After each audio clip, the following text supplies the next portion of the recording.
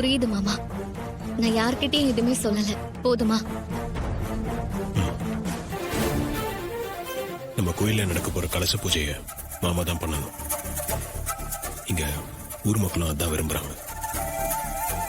ஆனா மாமா இப்ப இருக்கிற நிலைமைக்கு அத்தை கண்டிப்பா மாமாவை கோயிலுக்கு வரவிட மாட்டாங்க. நான் வேணா அம்மா கிட்ட ஏதாவது சொல்லி அப்பாவை கூட்டிட்டு வருவா மாமா. இல்ல ரேவதி, அந்த மாதிரி பண்ணா உன் சித்தி ஈஸியா அத்தை மனசு மாத்திடுவாங்க. அப்புறம் அதை வச்சு ஒரு பிரச்சனையை கிரியேட் பண்ணிடுவாங்க. அது சரியா வராது. அப்போ கோயில் பூஜைக்கு எப்படி அப்பா வர வைக்கிறது? நான் சொல்றேன், நீ அதை மட்டும் பண்ணு.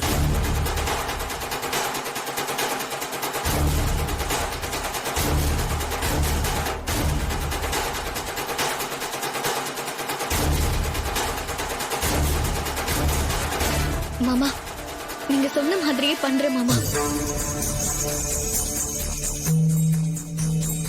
நம்ம நினைச்ச மாதிரி இந்த கோயில் கும்பாபிஷேகத்தை முதல்ல முடிப்போம். அதுக்கப்புறம் நம்ம கல்யாணம், அப்படிதானே மாமா? ஆமா. அத்தை சொல்லிதான் முதல் தடவை உன் கழுத்துல தாலி கட்டினேன். ஆனா அப்ப நான் யாருன்ற உண்மை அத்தைக்கு தெரியாது.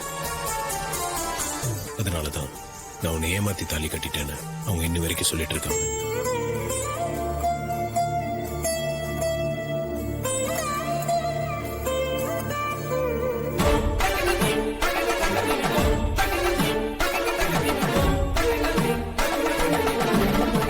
இதான் நான் உன் கழுத்துல கட்டின தாலி. நீயும் நானும் கணவன் மனைவின்றதுக்கு இதான் அடையாளம்.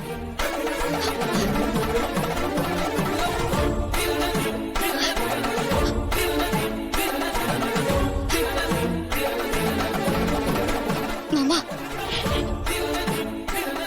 இத பார்க்கும்போது எனக்கு ஒரு மாதிரி எமோஷனலா இருக்கு.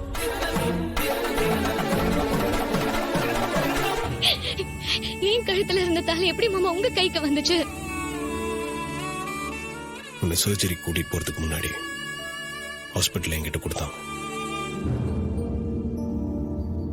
இந்த தாலியை மறுபடியும் நான் உன் கழுத்துல கட்டுவேன்.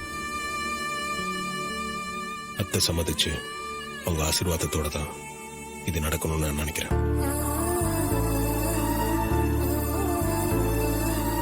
கண்டிப்பா அது நடக்கும் மாமா.